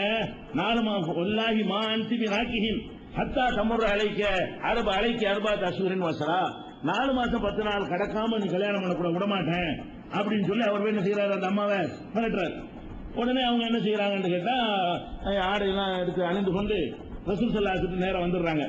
வந்த உடனே இந்த மாதிரி இருந்தால் தடுக்கிறாரு, நான் கல்யாணம் பண்ணலான்னு இருக்கிறேன், அவர் தடுக்கிறாரு. அப்படின்ற உடனே ரசூல் ஸல்லல்லாஹு அலைஹி வஸல்லம் சொல்றாங்க, நபி அன்னி கத் ஹலல்து ஹீன வலாத்து ஹம்லி, நான் பிரசவித்த உடனேயே நான் ஹலாலாகிவிட்டேன் என்று ரசூலுல்லாஹ் ஃபத்வா கொடுத்தார்கள். அமரனி பித்தஸவுஜி, திருமணம் செய்து கொள்ளுமாறு எனக்கு கட்டளையிட்டார்கள். என்பதால் எனக்கு விருப்பமாக இருந்தால் இப்பவே திருமணம் பண்ணிக்க, உள்ள பத்திரிக்கல இப்பவே திருமணம் பண்ணிக்க என்று ரசூல் ஸல்லல்லாஹு அலைஹி வஸல்லம் எனக்கு அனுமதி அளித்தார்கள் என்ற செய்தி புகாரியில 3991வது ஹதீஸாக இருக்கிறது. அந்த அனுமதியின் அடிப்படையில் உடனே அந்த அம்மா நிக்காகும் செய்து விட்டார்கள் அப்படிங்கிற செய்தி புகாரியில 5320வது ஹதீஸாக இடம்பெற்றிருக்கிறது. அப்ப இதுல என்ன, இதெல்லாம் அந்த காலத்துக்குரிய ஆதாரங்கள். எவ்வளவு நாளைக்கு அவங்க வெயிட் பண்ணணும், இதா இருக்கணும் என்பதற்குரிய ஆதாரங்களை நம்ம பார்த்தோம். அடுத்தது இந்த இதாங்கிற அந்த காலகட்டத்தில் 4 மாசம் 10 நாளோ அல்லது 1 மாசமோ அல்லது 9 மாசமோ அந்த அவங்களுடைய கருவறையை பொறுத்த விஷயங்கள் தானே. கருவுல ஒன்னும் குழந்தை இல்லாம இருந்தா 4 மாசம் 10 நாள், குழந்தை இருக்குமே ஆனால் என்னது அதுக்குரிய நாள் வரைக்கும். அந்த இதாவுடைய காலங்கள்ல என்னென்ன செய்யக்கூடாது என்றால், சில காரியங்களை செய்யக்கூடாது ரசூலுல்லாஹ் சொல்றாங்க. கல்யாணம் பண்ணக்கூடாது மஸ்ட் முக்கியம், அதோடு சேர்த்து வேற சில காரியங்களை நம்ம பண்ணக்கூடாது. என்னவெல்லாம் பண்ணக்கூடாது? உம்மத்தியார் ரலியல்லாஹு அன்ஹா சொல்றாங்க, நபி ஸல்லல்லாஹு அலைஹி வஸல்லம் அவர்கள் சொன்னதாக சொல்கிறார்கள், நாங்கள் ஒரு இறந்தவருக்காக 3 நாட்களுக்கு மேல் நாங்கள் சோகத்தை காட்டக்கூடாது, அலங்காரம் செய்யாம இருக்கக்கூடாது என்று தடுக்கப்பட்டோம். அதிகபட்சமா 3 நாளைக்கு தான். இல்லா அலா ஜௌஜின், கணவனுக்காகவே தவிர, கணவன் இறந்து விட்டால் நாங்கள் அர்பாத் அஷ்ஹுரின் வஸரா 4 மாசம் 10 நாட்கள் நாங்கள் அலங்காரங்களை எல்லாம் தவிர்த்திருக்க வேண்டும் என்று நபிகள் நாயகம் ஸல்லல்லாஹு அலைஹி வஸல்லம் எங்களுக்கு சொன்னார்கள். அதில் நாங்கள் என்னென்னலாம் செய்யக்கூடாது என்றால், வலா நக்தஹில, நாங்கள் கண்ணுக்கு மை தீட்டக்கூடாது. கண்ணுக்கு மை தீட்டுவாங்கல்ல, மை விடுறது அலங்காரம் தானே, கண்ணுக்கு மை தீட்டக்கூடாது. ஒலா நத்ததையப, நறுமணம் பூசிக்கொள்ளக்கூடாது. 4 மாசம் 10 நாளைக்கு என்ன செய்யக்கூடாது, சென்ட் அடிச்சுட்டு அடிச்சுட்டு ஒரு மாதிரியா இருந்தாங்கன்னா நீ கல்யாணம் பண்ணக்கூடாதுன்னு இருக்குது. இந்த நேரத்தில் இதுதான் பண்ணிட்டு இருக்கிற. கல்யாணம் பண்ணி கல்யாணத்தை தூண்டக்கூடிய விஷயத்துக்கு தான் அதெல்லாம் தேவை. ஒலானத்தை தையப நான் நறுமணம் பூசிக்கொள்ளக்கூடாது என்று நாங்கள் தடுக்கப்பட்டு இருந்தோம். கணவனை இழந்த பெண்கள் இது வரைக்கும், இந்த பிரசவிக்கிற வரைக்கும், அல்ல 4 மாசம் 10 நாள் போற வரைக்கும். ஒலா நல்பச சௌபன் மஸ்மூகன் சாயம் தோய்த்த ஆடைகளை அணியக்கூடாது என்றும் நாங்கள் தடை செய்யப்பட்டிருந்தோம். இல்லா சௌப அசபின், அசபு என்ற ஒரு வகையான ஆடையை தவிர. வெள்ள ஆடைகள் ஒரு திறந்த உடுத்திக்கலாம். கலர் ஆடைகளே ரசூல் ஸல்லல்லாஹு அலைஹி வஸல்லம் காலத்துல அசபு என்று யமன் நாட்டில இருந்து தயாரிக்கப்படக்கூடிய ஒரு ஆடை அங்க விற்பனையில் இருக்கிறது. அந்த ஆடையை ரசூல் ஸல்லல்லாஹு அலைஹி வஸல்லம் குறிப்பிட்டு சொல்றாங்க, இந்த சாயம் ஓகே, சாயம் போடுற புடவையை அணிகிறதாக இருந்தால் பொதுவாக கலர் ஆடையை நீங்க தவிர்த்துக்கலுங்க, அசபுங்கிற ஒரு ஆடையை மட்டும் நீங்க அணிந்து கொள்ளலாம், அது தவறு இல்லைங்கிறாங்க. அசபுங்கிற ஆடைனா என்ன அப்படின்னு கேட்டீங்கன்னா, அந்த நூல்களுக்கு சாயம் போடுவாங்கல்ல, நூல்களுக்கு சாயம் போடும் பொழுது எல்லா நூல்களையும் சாயம் படுற மாதிரி போட்டாங்கன்னா இந்த கலர் அப்படியே மொத்த கலரா இருக்கும். அசபுங்கிற ஆடை என்னன்னு கேட்டா, எந்த நூல்ல இருந்து துணி நெய்ய போறாங்களோ அதை மொத்தம் அப்படி முறுக்குறது, ஒன்னா சேர்த்து கட்டுறது, கட்டிட்டு அப்படியே சாயத்துல முக்குறது. அப்படி முக்கணும்னு சொன்னா சில இடங்கள்ல மேல் பகுதியில் மட்டும் அப்படி சாயம் இருக்கு, சில பகுதியில் சாயம் இருக்காது, வெள்ளையும் கலருமா வரும். அதாவது நூல்ல மொத்தமா இறுக்கி கட்டி அப்படி சாயத்துல முக்கி எடுத்தா என்ன செய்யும், எல்லா நூல்களையும் இந்த சாயம் படாது. அதுல நெசவு செய்யக்கூடிய நேரத்தில் எப்படி வரும்னு கேட்டா, கொஞ்சம் வெள்ளை கொஞ்சம் கலரு, கொஞ்சம் வெள்ளை கொஞ்சம் கலரா வரும். அப்படி வெள்ளையும் கலரும் கலந்த மாதிரியான ஒரு ஆடைதான் அசபுங்கிற ஆடை. புல் கலர் தான் போடக்கூடாது தவிர வெள்ளையும் கலரும் வர்ற மாதிரி, வெள்ளையிலே கலர் பூ போட்ட ட்ரெஸ்ஸுகள்லாம் எவ்வளவு வருது, வெள்ளை ட்ரெஸ்ஸா இருக்கும், கலர்ல பூ போட்டு இருக்கும், அதாவது வெள்ளையும் கொஞ்சம் கலந்து இருக்குதுல, அது இருந்தா போதும். இந்த அசபுங்கிற ஆடை ரசூல் ஸல்லல்லாஹு அந்த ஆடை இப்ப கிடையாது. ஆனா அந்த காலத்துல சில இடத்துல வெள்ளையாவும் சில இடத்துல கலராகவும் போடுவதற்கு டெக்னிக் தான் வச்சிருந்தாங்க. அவங்க என்ன செய்வாங்க, அந்த நெசவு செய்யற நூலை நல்லா முறுக்கிக்கிட்டு நல்லா இருக்கும், முறுக்கி தண்ணில முக்கி சாயத்துல முக்கி எடுத்துருவாங்க.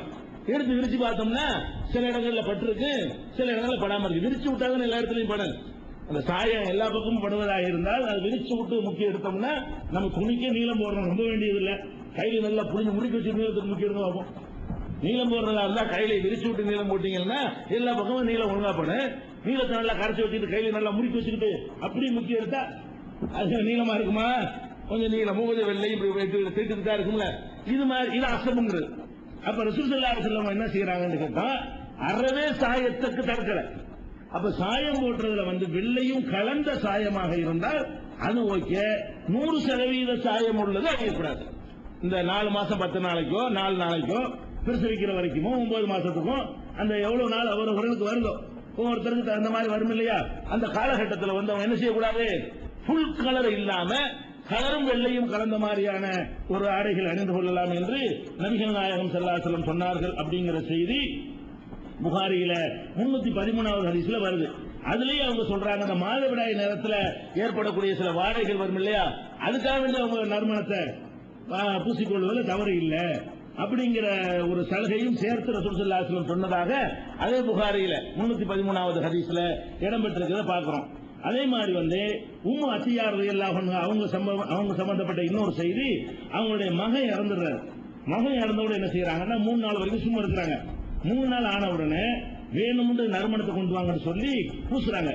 பூசிட்டு சொல்றாங்க, நான் வேணும்னு தான் பூசினேன், இது எனக்கு தேவையே கிடையாது, கணவன் இறந்தால்தான் இப்படி இருக்கணும், இல்லன்னா 3 நாளைக்கு மேல நம்ம சோகமா இருக்கக்கூடாது, அதுக்காக நான் நறுமணத்தை வாங்கி பூசினேன்னு சொல்லிட்டு அவங்க அப்படி பூசினார்கள் என்ற செய்தி புகாரியில 1279வது ஹதீஸ்ல இருக்கிறது. இதே மாதிரியான வேலையை உம்மு ஹபீபாங்கிறவங்க ரசூல் ஸல்லல்லாஹு அலைஹி வஸல்லம் மனைவி, அவங்களுடைய தகப்பனார் அபூ சுஃபியான் இறந்து விட்டாருங்கிற செய்தி உம்மு ஹபீபாவுக்கு கிடைச்ச உடனே அவங்க என்ன செய்ய, தகப்பனார் உம்மு ஹபீபாவுடைய தகப்பனார் அபூ சுஃபியான் இறந்து விட்டார் என்ற செய்தி கிடைச்ச உடனே அவங்க என்ன செய்யறாங்கன்னா 3வது நாள் ஆன உடனே கொண்டு அத்தரைங்கிறாங்க, அத்தனை பூசிக்கிறாங்க. பூசிக்கிட்டு சொல்றாங்க, ஏன் பூசணும் தெரியுமா, இதெல்லாம் எனக்கு அனாவசியம், நான் என்ன டெய்லி பூசிக்கிட்டு இருக்கிறாளா, 3 நாளைக்கு மேல சூகம் அனுஷ்டிக்க கூட ரசூலா சொல்லிட்டாங்க, புருஷனுக்கு தான் அப்படி செய்யணும், இது புருஷன் கிடையாது, தகப்பன் தான் இறந்திருக்கிறாரு, அதனால தகப்பன் இறந்ததுக்காக வேண்டி 3 நாளைக்கு மேல இருந்தா அது குற்றமாயிரும், அதுக்காக வேணும் ஒரு நாள் என்ன செய்யறாங்க அவங்க அத்தரை வாங்கி பூசிக்கிட்டாங்க என்று சொல்லி புகாரியில 1280வது ஹதீஸ்ல இருக்கிறது. இதே மாதிரியான கருத்து வந்து ஜெய்னப் பின்த் ஜஹஷ் அவர்கள் அவங்களுடைய சகோதரர் இறந்த பொழுது அவங்களும் இதே மாதிரி வாசகத்தை சொல்லி 3 நாள் கடனவன் என்ன செஞ்சிருக்காங்க, நறுமணத்தை பூசி இருக்காங்க. இதெல்லாம் எதுக்கு சொல்றோம்னு கேட்டா, கணவன் இறந்தால் மட்டும் 4 மாசம் 10 நாளைக்கு பூசாம இருக்கலாம், மற்ற விஷயங்களா இருந்தாலும் செஞ்சு கொள்ளணும். இது புகாரில 1282வது ஹதீஸ்ல இருக்கிறது. இது ஒரு மேட்ரு. அடுத்தது என்னன்னு கேட்டா, இதாண்ட இவ்வளவுதான். அதாவது அவங்க கல்யாணம் பண்ணக்கூடாது, மை தீட்டக்கூடாது, கண்களுக்கு மை தீட்டுறது இருக்குல்ல அது தீட்டக்கூடாது.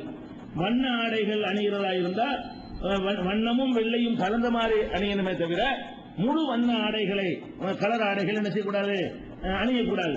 இவ்வளவுதான் ரசூல் ஸல்லல்லாஹு அலைஹி வஸல்லம் அவர்கள் வந்து நமக்கு நறுமணம் பூசக்கூடாது, இவ்வளவுதான் தடுத்திருக்கிறாங்க. ஆனா நடைமுறையில் என்ன பண்றாங்க, இதான்னு சொல்லி இதான்னு சொன்னா ஒரு தனியா இறந்தவொன்னு தனியாக ஒரு ரூம் ஒன்று போட்டுருவாங்க. அந்த ரூமை விட்டு வெளியே வரக்கூடாது, இருட்டில் அடைஞ்சு கிடக்கணும். 4 மாசம் 10 நாளைக்கு சில ஊர்கள்ல, முஸ்லீம் ஊர்கள்ல, கிராமங்கள்ல அவங்க மலைஜல தேவை கக்குசு கூட வீட்டில் இருக்காது, அந்த மாதிரி வீடா இருக்கும். அது கூட மலைஜல தேவை கூட உள்ளுக்குள்ளே ஏதாவது டெம்பரவரியா ஒரு செட்டப் பண்ணுவாங்களே தவிர அதுக்காக வேண்டி வெளியே போகக்கூடாது. வெளியில தான் பாத்ரூமுக்கு போற ஊரா இருக்கு அந்த ஊரு, அதை கூட போகக்கூடாதுருவாங்க. ஆம்புளைங்க வாடகை அடிக்க கூடாதான், அந்த வீட்டுல வந்து யாருமே என்ன செய்யக்கூடாது, உள்ள இதா இருக்கிற வெளியே நின்றுங்க அப்படிங்கிற மாதிரி எல்லாம் ஒரு நடைமுறை உலகத்தில் இருக்கிற பார்க்கிறோம். இத்தாவில இருக்கும் பொழுதும் இத்தாவுக்கு வெளியே இருக்கும் பொழுதும் ஆண்கள்கிட்ட எப்படி நடக்கணும் என்பது ஒரே சட்டம் தான். இத்தாவுக்கு ஸ்பெஷல் சட்டம் எதுவும் மார்க்கத்தில் என்ன செய்யப்படல, சொல்லப்படல. ஒரு பொதுவா ஒரு பெண் அந்நிய ஆண்களோட எப்படி நடக்க வேண்டும் என்று சட்டம் இருக்கிறதோ அதுதான் இத்தா காலத்துக்கு உள்ளதே தவிர, இத்தா என்பதற்காக ஸ்பெஷலா ஆண்கள் விஷயத்துல வேற விதமா நடந்து கொள்ளணும் இருக்கான்னு கேட்டா அதெல்லாம் கிடையவே கிடையாது. இன்னும் சொல்ல போனா மற்ற நேரத்தில் ஒரு ஆண்கிட்ட பேசுறோம், இந்த கரண்ட் பில்ல கட்டிட்டு வாமான்னு சொல்றோம். ஒரு பெண்ணு வந்து ஒரு ஆண்ட என்ன செய்யறா சொல்ற, அந்த புத்தகத்தை வாங்கிட்டு வாங்க, இது கொண்டு எங்க வீட்டுல கொண்டு கொடுத்துருவாங்க இப்படின்னு ஒருத்தர் அது மாதிரிலாம் பேசிக்கிறாங்களா இல்லையா? இது மாதிரி இந்த காலத்திலையும் பேசலாம். இந்த காலத்தில் இந்தாவில் இருக்கக்கூடிய ஒரு பெண்ணும் கல்யாணம் பண்ணாமல் அலங்காரம் பண்ணாமல் இருக்க வேண்டுமே தவிர மற்றபடி எல்லா பெண்களைப் போலவும் அவளும் நடந்து கொள்ளலாம் என்பதற்கு நிறைய சான்றுகள் இருக்கிறது. ஒரு சான்று உங்களுக்கு ஏற்கனவே சொன்ன சான்று தான். என்ன சான்று? அபூ சலமா இறந்து போன உடனே உம்மு சலமா ரொம்ப கவலையா இருக்கிறாங்கல்ல, அப்ப அது என்ன ஹதீஸ்ல வருதுன்னு சொன்னா, குல்து கமா அமரணி ரசூலுல்லாஹி ஸல்லல்லாஹு அலைஹி வஸல்லம். உம்மு சலமாவுடைய கணவர் அபூ சலமா இறந்துடுறாரு, அந்த அம்மா கவலைப்படுறாங்க. நேர ரசூல் ஸல்லல்லாஹு அலைஹி வஸல்லம் அம்மாட்ட போய் இந்த துஆவை ஓதுங்கறாங்க. அப்ப கணவனை இழந்த பெண்ணிட்ட போய் ரசூலுல்லா பேசுறாங்கல்ல, ரசூலுல்லா கற்று தந்தபடி அல்லாஹு மாஜுர்னி ஃபீ முஸீபத்தி வஅக்லிப்லி ஹைரம் மின்ஹான்னு சொல்லி ஓதி இருக்கிறாங்கல்ல. அப்ப அந்த துஆவை ரசூல் ஸல்லல்லாஹு அலைஹி வஸல்லம் பேப்பர்ல எழுதியா கொடுத்தாங்க, நேரத்தா போய் சொல்லி கொடுக்குறாங்க. கணவன் இறந்து இன்னும் சொல்ல போனா மௌத்தாவும் அந்த இடத்துல நிக்கிறாங்க. அவர்தான் அந்த அபூ சலமா துடிக்கிற வரைக்கும் ரசூலுல்லாஹ் பாக்குறாங்க. இது வந்து முஸ்லிம்ல 1526வது ஹதீஸ்ல எப்படி வருதுன்னா, குல்து கமா அமரணி ரசூலுல்லாஹி ஸல்லல்லாஹு அலைஹி வஸல்லம். ரசூலுல்லாஹ் எனக்கு கட்டளையிட்டவாறு நான் ஓதினேன். கட்டளை யாருக்கு இருக்கிறாங்க? ரசூலுல்லாஹ் ஆம்பளை தானே, உம்மு சலமா கணவனை இழந்த பெண்ணு தானே, இதாவுடைய பெண்ணு தானே. இதாவுடைய பெண்ணுக்கு அந்த துஆவை சொல்லி கொடுத்தது யாரு? ரசூல் ஸல்லல்லாஹு அலைஹி வஸல்லம். இதே செய்தியை வந்து 1527 முஸ்லிம்ல வேற மாதிரி வருது. லம்மா மாத் அபூ சலமா, என் கணவர் அபூ சலமா இறந்த உடனே அத்தைத்து நபிய ஸல்லல்லாஹு அலைஹி வஸல்லம், நான் ரசூலுல்லாஹ்வை தேடி போனேன். உம்மு சலமா சொல்றாங்க, என் கணவர் இறந்துட்டாரு அபூ சலமா, நான் ரசூல் ஸல்லல்லாஹு அலைஹி வஸல்லம் தேடி போய் யா ரசூலுல்லாஹ் இன்ன அபா சலமத கதுமா, என் கணவர் அபூ சலமா இறந்து விட்டார்னு சொல்லி கவலையோட சொன்னேன். அப்ப ரசூல் ஸல்லல்லாஹு அலைஹி வஸல்லம் சொன்னார்கள், கூலி அல்லாஹு மக்ஃபிர்லி, இறைவா என்னை மன்னிப்பாயாக, வலகு அவரையும் மன்னிப்பாயாக அப்படின்னு சொல்லி ஒரு துஆவை ரசூல் ஸல்லல்லாஹு அலைஹி வஸல்லம் எனக்கு கற்றுத் தந்தார்கள் என்று சொல்லி வந்து உம்மு சலமா சொல்லக்கூடிய ஹதீஸ் வந்து முஸ்லிம்ல 1527வது ஹதீஸாக இடம்பெற்றிருக்கிறது. என்ன விளங்குது? உம்மு சலமாவுடைய புருஷன் இறந்து போன பிறகு, பழைய கணவர் அபூ சலமா இறந்து போன பிறகு அந்த அம்மா வீட்டை விட்டு புறப்பட்டு வெளியே போறாங்க. போய் ரசூலுல்லாஹ் பாக்குறாங்க. பார்த்து இந்த மாதிரி என் கணவர் இறந்துட்டாரே, நான் என்ன செய்யறேன்னு கேள்வி கேட்கிறாங்க. இருட்டில் அழைச்சிருந்தா வெளியே போயிருப்பாங்களா? அப்ப ரசூல் ஸல்லல்லாஹு அலைஹி வஸல்லம் என்ன வேலை செஞ்ச, எப்படி வீட்டை விட்டு வெளியே வந்தேன்னு கேட்டாங்களா? ஒரு செயலை தப்பானதா இருந்தா பார்க்கும்போது கண்டிக்கிறது ரசூலுல்லாஹ்வுடைய வேலை, பார்த்து சும்மா இருக்க மாட்டாங்க. இந்த அம்மா வந்து வீட்டை விட்டு வெளியேறி வந்து ரசூல் ஸல்லல்லாஹு அலைஹி வஸல்லம் வந்து கணவர் இறந்த செய்தியை சொல்றாங்க. அப்ப ரசூல் அப்படிதான் ஒரு அத்தைத்தும் நபி என்று வருது. நபி இடத்தில் நான் வந்தேன், நான் போனேன், போய் என்னுடைய தகப்பன் என்னுடைய கணவர் இறந்த செய்தியை சொன்னேன் அப்படின்னு வரும் பொழுது, அப்ப அந்நிய ஆண்ட பேசலாம்னு வழங்குதுல, இதாவுடைய காலத்துல பேசலாம் மட்டும் இல்ல, அடுத்த வீட்டுக்கு போகலான்னு வழங்குத. இன்னொரு இடத்துல போய் என்ன செய்யலாம், அது மார்க்கம் சொல்ற முறைதான் கணக்கு. இத்தாவுக்கு இத்தா இல்லாத காலத்தில் என்ன கணக்கோ அதுதான் இத்தாவுடைய காலத்திலே கணக்கு என்பதற்கு இந்த ஹதீஸை நீங்கள் ஆதாரமாக எடுத்துக்கொள்ளலாம். அதே மாதிரி ஜாஃபர் ரலியல்லாஹு அன்ஹு ரசூலுல்லாஹ்வுடைய தம்பி ஜாஃபர் இறந்துடுறாங்க. ஜாஃபர் இறந்த உடனே நபி ஸல்லல்லாஹு அலைஹி வஸல்லம் அவர்கள் மூணாவது நாள் உங்க வீட்டுக்கு போறாங்க. முதல்ல சொல்லி இருக்கணும், முதல் நாள் வரல, ரெண்டாவது நாள் வரல, மூணாவது நாள் போய் இனிமே யாரும் அழுவக்கூடாது, 3 நாள் தான் உங்களுக்கு பர்மிஷன், இனிமே அழுவக்கூடாதுன்னு சொல்லி தம்பி மனைவிக்கு என்ன செய்யறாங்க, அறிவுரை சொல்றாங்க. அப்ப அந்த தம்பி மனைவியை பார்த்து சொல்றாங்க, லா துஹதி பாத யௌமிகி ஹாதா, இன்னைக்கு மேல நீ துக்கத்தை காட்டக்கூடாது. யார்ட்ட சொல்றாங்க, தம்பியுடைய ஒய்ஃப்ட்ட சொல்றாங்க. போய் சொல்றாங்கல்ல, ரசூல் ஸல்லல்லாஹு சொல்றாங்கல்ல, இப்படி சொன்னாங்க. இது முஸ்னத் அஹ்மதுல 25836வது ஹதீஸ்ல இடம்பெற்றிருக்கிறத பாக்குறோம். அதனால ஆண்கள்கிட்ட பேசுவது கொள்றதெல்லாம் அந்த ஹிஜாப் இஸ்லாம் சொல்லக்கூடிய ஆடை அணிந்திருந்தார்களே, ஆனால் எல்லாரும் போல வீட்டில் இருக்கலாம், எல்லாரும் போல வீட்டு வேலையில பங்கெடுக்கலாம், வரக்கூடிய மக்கள்கிட்ட பேசலாம், அந்த ஹிஜாபுடைய அனுசரித்துக் கொண்டு என்ன செய்யலாம், தேவைப்பட்ட வெளியே கூட போய் வந்துட்டு இருக்கலாம். ஆனா என்ன ஒரு கண்டிஷன், கணவன் இறந்து போகும் பொழுது எந்த வீட்டில் இருந்தார்களோ அந்த வீட்டை விட்டு வெளியே போகக்கூடாது. அந்த 4 மாசம் பத்திரம் வெளியே போகக்கூடாது அர்த்தம் இல்ல, அந்த உரிமை விட்டுட்டு போயிடக்கூடாது. அங்கதான் தங்குறதுங்கிறது ஒண்ணு, போயிட்டு வர்றதுங்கிறது ஒண்ணு. அப்ப அதுக்கு என்ன ஆதாரம் கேட்டா, அல்லாஹ் சொல்லி காட்டுகிறான் குர்ஆன்ல 65வது சூராவுல 1வது வசனத்துல தலாக்குக்கு தான் சொல்றான். இதாவுடைய காலத்துல லா துஹ்ரிஜுஹுன்ன மின் புயூத்திஹின்ன, அவங்கள தலாக்கு சொல்லி கம்ப்ளீட்டா ரத்து பண்ணிட்டீங்க. அந்த இத்தா காலம் வரைக்கும் அவர்கள் வீடுகளில் இருந்து அவர்களை நீங்கள் வெளியேற்றவும் கூடாது, வலா யஹ்ருஜுன, அவர்கள் வெளியேறவும் கூடாது, அவங்களும் வெளியேறக்கூடாது, நீங்கள் வெளியேற்றக்கூடாது என்று அல்லாஹ் குர்ஆன்ல சொல்லி காட்டுறான். அந்த அடிப்படையில் அவங்க இத்தாவில் இருப்பார்களேயானால் அவங்களை தூக்கி வெளியே ஏற்றிடக்கூடாது இருக்கா இஸ்லாம் என்ன பண்ணுதுன்னா, பெரும்பாலும் புருஷன் வீட்டுலாம் இருந்திருப்பாங்க, பெரும்பாலும் ஒரு 90% அப்படிதான் இருப்பாங்க. ஒரு 10% வேணா புருஷன் இறந்து போகும்போது அம்மா வீட்டில் இருப்பாங்க, ஒரு 10 கூட இல்ல, ஒரு 5% இருப்பாங்க. மீதி எல்லாருமே கணவர் வீட்டுலாம் இருப்பாங்க. அங்க இறந்திருக்கும் போது அங்கேயே அவங்க இருந்து இதாவெல்லாம் முடிச்சு வாங்க வேண்டியெல்லாம் வாங்கிட்டு அப்பதான் செட்டில்மெண்ட் பண்ண முடியும். மார்க்க கிழமை இஸ்லாம் ஆக்கி வச்சிருக்காங்க வேண்டி. இஸ்லாம் என்ன பண்ணுது, நீ உன் புருஷன் இறந்து போகும்போது எங்க இருந்தியோ அதை விட்டு போவாது, அங்கே இருந்துக்க அப்படின்னு சொல்லி ரசூல் ஸல்லல்லாஹு அலைஹி வஸல்லம் சொன்னதுக்கு ஆதாரம் இருக்கு. ஃபுரையாங்கிற ஒரு அம்மா இருந்தாங்க. அவங்களுடைய கணவர் ஒரு எதிரிகளை விரட்டி சென்ற நேரத்தில், இஸ்லாத்திற்காக எதிரிகளை விரட்டி சென்ற நேரத்தில் அவர்கள் கொன்று விடுகிறார்கள். இந்த செய்தி வந்த உடனே அந்த அம்மா நேர என்ன செய்யறாங்க, விட்டு வெளியே சகோதரரை கூட்டிக் கொண்டு ரசூலுல்லாஹ்ட்ட முறையிடுறாங்க. அல்லாஹ்வுடைய தூதரே, எனக்கு என் கணவருக்கு வீடு கிடையாது, அவர் எனக்கு செலவும் செய்யறது கிடையாது, நான் வேற ஒரு இடத்துல உட்கார்ந்துட்டு இருக்கிறேன், நான் ஊருக்குள்ள என்னுடைய சொந்தக்காரங்க குடும்பத்தோட நான் இருந்துக்கலாமா அப்படின்னு கேட்கறாங்க. நீ அவர் மோதாபூமி எந்த ஊர்ல உன்னை வச்சுட்டு போனாரோ, உனக்கு சொந்தம் இல்லாத ஊடா இருந்தாலும் எங்க வச்சுட்டு போனாரோ நீ அங்க இரு, அந்த டைம் முடிஞ்சவங்க நீ வெளியே வந்துக்க அப்படின்னு ரசூல் ஸல்லல்லாஹு அலைஹி வஸல்லம் சொன்னார்கள்ங்கிற ஹதீஸ் புகாரி நசையில 3471வது ஹதீஸாக நம்ம பார்க்கிறோம். அதே மாதிரி முஸ்லிம்ல 2727வது ஹதீஸ்ல இதாவுடைய காலத்துல, அதாவது ஜாபிர் இப்னு அப்துல்லா அவங்க சொல்றாங்க, என்னுடைய சின்னம்மாவை அவங்களுடைய கணவர் ஒரேடியா தலாக் சொல்லி முடிச்சிட்டார், விவாகரத்து முடிஞ்சு போச்சு. முடிஞ்சா இதா இருக்கணும், நம்ம இறந்து போனதுக்கு இதா இருந்த மாதிரி அதுக்கும் இதா இருக்கணும், அந்த காலம் முடியறதுக்கு கல்யாணம் பண்ணக்கூடாது. அந்த நேரத்தில் அந்த அம்மாவுக்கு பேரிச்சம்பழ தோட்டங்கள்லாம் இருக்குது, அதை இவங்க ஒய்ஃப் தான் பார்க்கணும், ஆள் கிடையாது. விவாகரத்து செய்யப்பட்டு இத்தாவில் இருக்கக்கூடிய இந்த அம்மாவுக்கு அந்த பேரிச்ச மரங்களை போய் இவங்க பராமரிச்சா தான் எதுவும் செய்ய முடியுங்கிற நிலைமை. அப்ப ரசூலுல்லாஹ்ட்ட அல்லாஹ்வுடைய தூதரே, ரொம்ப கஷ்டமா இருக்குது வாழ்க்கை நடத்துவதற்கு, நான் தான் போய் அந்த மரங்களை பராமரிக்க வேண்டியிருக்கு, போகலாமான்னு கேட்டவுடனே, நல்லா போமா, போய் சம்பாரிச்சு 4 பேர் ஏழைகள் உதவி செய்ய தானே போறப்போ அப்படிங்கிறாங்க ரசூல் ஸல்லல்லாஹு அலைஹி வஸல்லம். இது சஹீஹ் முஸ்லிம்ல 2727வது ஹதீஸாக. இதெல்லாம் பார்க்கும் பொழுது நம்ம செய்யறது எல்லாம் தப்புன்னு விளங்குது. நம்ம சமுதாயத்தில் நடைமுறையில இந்த மாதிரி செய்யற அவ்வளவு காரியங்களும் இருட்டர்களை அடைச்சு வச்சுக்கொண்டு அந்த கொடுமைப்படுத்துவதெல்லாம் தப்புன்னு தெரிகிறது. இன்னும் சொல்ல போனால் இந்த இத்னாவுடைய காலத்தில் கல்யாணம் பண்ணக்கூடாதுங்கிறோம், ஆனா கல்யாணம் தான் பண்ணக்கூடாது தவிர கல்யாணத்தை பற்றி ரகசியமா சாடமாடையா பேசுற கூட அனுமதி இருக்கிறது. ஒரு அந்நிய ஆண் போய் இத்தாவில் இருக்கிற பெண்ணிட்ட உன்னை கல்யாணம் பண்ணிக்கிற வேண்டும்னா பேசக்கூடாது, அதுக்கு தடை இருக்கிறது. வேற எப்படி பேசலாமா, அது மறைமுகமா பேசலாமா, இந்த அனுமதி அல்லாஹ் குர்ஆன்ல தர்றான். அல்லாஹ் எப்படி சொல்றான்னு கேட்டா, 2வது சூராவுல சூரத்துல் பக்ராவுல 235வது வசனத்தில் அல்லாஹ் சொல்லி காட்டுகிறான், வலா ஜுனாஹ அலைக்கும் ஃபீமா அரல்தும் பிஹி மின் ஹித்பத்தின் நிசா, பெண்களை மனம் பேசுவதில் சாடமாடையாக, பெண்கள் தான் இத்தாவில் இருக்கிற பெண்கள், முந்தைய வசனத்தில் அது வருது, இத்தாவில் இருக்கிற பெண்களை மனம் பேசுவதில் சாடை மாடையாக பேசுவதில் குற்றமில்லை.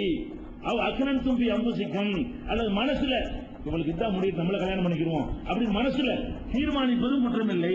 சாடமாடையா பேசுவதும் குற்றமில்லை, மனதுக்குள் தீர்மானம் செய்வதும் குற்றமில்லை. அலிமல்லாஹு அன்னக்கும் சதஅதுகுருனஹுன்ன அவர்களை நீங்கள் நினைக்கிறீர்கள், மனசால் விரும்புகிறீர்கள் என்பதை அல்லாஹ் அறிந்து வைத்திருக்கிறான். வலாக்கின் லா துவாயிதுஹுன்ன சிர்ரன் ரகசியமா வாக்கு கொடுத்துறாதீங்க. இதாவுடைய காலத்தில் அந்த மாதிரியான பேசிடாதீங்க. இல்ல அந்த குழு கவுளம் மாறுபா ஒரு நல்ல மாதிரியான முறையில பேசுவதை தவிர உன்னை கல்யாணம் பண்ணிக்கிறேன் அப்படின்னு வாக்கு கொடுத்துடக்கூடாது. வலா தாசிமு உக்குதத்தின் நிக்காக என்ற ஒப்பந்தத்தை செய்து விடாதீர்கள். ஹத்தா எவ்வளவுகள் கிதாபாஜலா அந்த இதாவுடைய காலக்கெடு முடிகிற வரைக்கும் செய்யாதீங்கிறான். இதுல என்ன சொல்றான்ல, ஒரு இதாவுல இருக்கிற பெண்ணிட்ட போய் உன்னை மாதிரி ஒரு பெண்ணு கிடைச்சா கல்யாணம் பண்ணலான்னு இருக்கிறேன் அப்படி பேசுறான். உன்னைய கல்யாணம் பண்ணி சாடமாடன்னு என்ன அர்த்தம்? சாடமாடன்னு உன்னே கல்யாணம் பண்ணிக்கிறவன் டைரக்டா பேசியாச்சு. சாடமாடன்னு அர்த்தம் உன்னை மாதிரி ஒரு பெண்ணை தான் தேடிக்கிட்டு இருக்கிறேன், அந்த மாதிரி கிடைச்சா கல்யாணம் பண்ணலான்னு இருக்கிறேன், ஒரு விதவையை தான் கல்யாணம் பண்ணலான்னு இருக்கிறேன் அப்படிங்கிற மாதிரி ஒரு பாசையை விட்டா என்ன செய்யும்? ஓ இவர் இன்னும் அது மாதிரி விரும்புறாரு இப்படி பேசலாங்கிற அல்ல, இவங்க இருட்டல் இருக்கணுங்கிறாங்க. பாருங்க அல்லாஹ் குர்ஆன்ல சொல்றான், இதாவுல இருக்கிற பெண்ணிட்ட போய் இது மாதிரி எல்லாம் கூட பேசலாம்னு அல்லாஹ் அனுமதிச்சு தடுக்க இவங்க யாருங்கிறேன். இவங்க எப்படி தடுத்து வச்சுக்கிறாங்க? ஒரு கர்ப்பிணி பெண் இருக்கால, அவ இதா இருக்கிற வீட்டுக்கு வரக்கூடாது. ஏன்? அவன் வயசுல ஆம்பளை பிள்ளை இருந்தா எப்படி கர்ப்பிணி பெண்கள் இத்தா பெண்ணை பார்க்க வந்துட்டான்னு வைங்க, அது பாவமா? என்ன காரணம்னு கேட்டா வயிற்றுல ஆம்பளை பிள்ளை இருந்துரும்ல, ஆம்பளை பிள்ளை பார்க்கலாமா? குழந்தைய கூட பார்க்க கூடாது, வயிற்றுல இருந்தால் கூட என்கிற அளவுக்கு சந்தேகமா இருந்தா கூட, ஆம்பளை பிள்ளை பொம்பளை பிள்ளையாண்டு சந்தேகமா இருந்தா கூட செய்யக்கூடாது. இப்படி எல்லாம் கூறுகட்டத்தனமா சொல்றாங்களா? இதெல்லாம் மார்க்கமா? பெண்களை கொடுமைப்படுத்துறது இதுதான் காரியத்து போறாங்க எல்லாரும். என்னங்க இஸ்லாமிய மார்க்கம் கேட்கறான், இதுதான் என்ன காரணம்? இஸ்லாம் காரணமா? இது மதுகபுல கூட கிடையாது. இவங்க ஏற்படுத்தி வச்சுக்கிற இந்த நடைமுறைகள் எல்லாம் ஷாபி மதுகபுலையோ ஹனபி மதுகபுலையோ மாலிகி மதுகபுலையோ ஹம்பலி மதுகபுல இப்ப நான் என்ன சொல்றேன் அதுதான் இருக்குது, குர்ஆன் ஹதீஸ்ல அதுதான் இருக்குது. அப்ப அது மதுகபுலே இல்லாத ஒண்ணு செஞ்சுக்கிட்டு இருக்காங்க. இந்த மதுகபை காப்பாற்றுற ஆட்கள் எல்லாம் கூட வாயமூடி மௌனமா இருக்கிறாங்க. தடுக்கணுமா இல்லையா? என்னங்கடா இருட்டல அடைச்சு போறீங்க, யாரும் உங்களுக்கு சொன்னது அப்படின்னு கேட்கணுமா இல்லையா? பெண்கள் அந்த 4 மாசம் 10 நாளைக்கு படக்கூடிய சித்திரவதை இருக்கு பாருங்க, அது ரொம்ப ஒரு கொடுமை என்பதை விளங்கிக் கொள்ள வேண்டும். இது மாதிரியான காரியங்களை எல்லாம் புரிந்து நடக்கக்கூடியவர்களாக ஆக வேண்டும். இன்ஷா அல்லாஹ் நாளையிலிருந்து ஒருத்தர் இறந்துட்டாருன்னு சொன்னா இருக்கா, சரி இன்னைக்கு வச்சுக்கணும், கட் பண்ணிக்கிறது. இதுவரைக்கும் இந்த இத்தாவுல இருக்கக்கூடியவங்களை பத்தி தெரிஞ்சுக்கிட்டோம். அதாவது இறந்தவருக்காக வேண்டி நம்மளும் என்ன செய்யறது அப்படிங்கிற விளங்கிட்டோம். இப்ப இந்த பாடிக்கு இப்ப வர்றோம், எல்லாத்தையும் பிரிச்சு நம்ம பார்க்க போறோம். அப்ப ரூஹ் என்ன செய்யுதுன்னா இருக்குது, அதெல்லாம் வளர்க்க வேண்டி இருக்கும். அது கபூர்ல கொண்டு வைக்கணும், ரூஹ் எடுத்துக்கணும். இப்ப என்ன செய்வோம்? இந்த பாடிக்கு என்னென்னலாம் நம்ம செய்யணும். ஒரு ஆள் இறந்துட்டாருன்னு சொன்னா அந்த உடம்புக்கு நம்ம செய்ய வேண்டிய விஷயங்கள் என்ன என்பதையும் நபிகள் நாயகம் ஸல்லல்லாஹு அலைஹி வஸல்லம் விளக்கி இருக்கிறார்கள். ஃபர்ஸ்ட் விஷயம் என்னன்னு கேட்டா, ஒரு ஆள் இறந்த உடனே முதல் வேலை கண்களை மூட வேண்டும். இறந்துட்டாரு பாருங்க, இறந்தவன அந்த சூடு இருக்கும் பொழுதே, இல்லாட்டி மூடாத அப்புறமேலு சூடு இருக்கும் போதே முன்ன மூடிக்கணும். இப்படி முடிச்சுக்கிட்டு இருக்கும் போதே காஞ்சி போச்சுருவீங்க, சூடு போச்சுட்டு அப்புறம் உங்களுக்கு மூடவே முடியாது. அதனால இறந்த உடனே அந்த உடம்பு நம்ம சொல்லுபடி கேட்கும். இப்படி மடக்கணும் நின்றுக்குவேன், நீட்டினா நின்றுக்குவேன், இப்படி மடக்க நினைச்சா ஒரு மடக்கி அப்பவே மடக்கி வச்சுட்டீங்கன்னு மடக்கிக்கிறோம். கொஞ்ச நேரம் வச்சிருந்தா ஒரு மேல துறக்காது. உதாரணத்துக்கு மடக்கி வச்சிருக்கு நான் சொல்லல, அந்த உடம்பு நம்ம சொல்லலாம் கேட்கும் கொஞ்ச நேரத்துக்கு. அந்த நேரத்திலே நம்ம என்ன செஞ்சிடணும்? ஃபர்ஸ்ட் வேலை கண்களை மூடி விட வேண்டும். இதுக்கு என்ன ஆதாரம் கேட்டா, சஹீஹ் முஸ்லிம்ல 1528வது ஹதீஸ்ல இருக்கிறது. உம்மு ஸலமா ரலியல்லாஹு அன்ஹா அவர்கள் அறிவிக்கிறார்கள், நபிகள் நாயகம் ஸல்லல்லாஹு அலைஹி வஸல்லம் அவர்கள் அபூ ஸலமா சக்ராத்துல இருக்கும் பொழுது, என் கணவர் சக்ராத் ஹால்ல இருக்கும் பொழுது வீட்டிற்கு வந்தார்கள். அப்ப அது சுக்க பசரஹு, அவங்களுடைய பார்வை நிலை குத்தி போய் இருந்தது.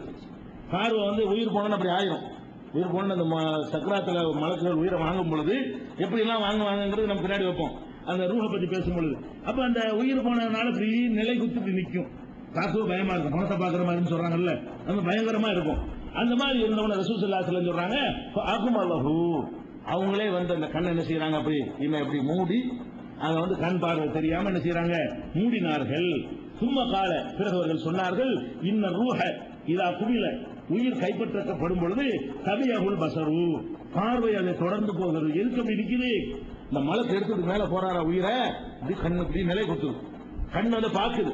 அந்த உயிர் போறதை பார்த்து என்ன செய்யலாம், அத பார்வை பின்தொடர்ற காரணத்தினாலதான் எல்லா கண்களும் ஒரு நிலை குத்தி நிற்கிறது என்று நபிகள் நாயகம் ஸல்லல்லாஹு அலைஹி வஸல்லம் அவர்கள் சொல்றாங்க. ஃபர்ஸ்ட் வேலை என்ன? பாடியை போட்டுக்கொண்டு முதல் வேலை கண்களை மூடிவிட வேண்டும். இது ரசூல் ஸல்லல்லாஹு அலைஹி வஸல்லம் சொல்லி இருக்கிறார்கள்.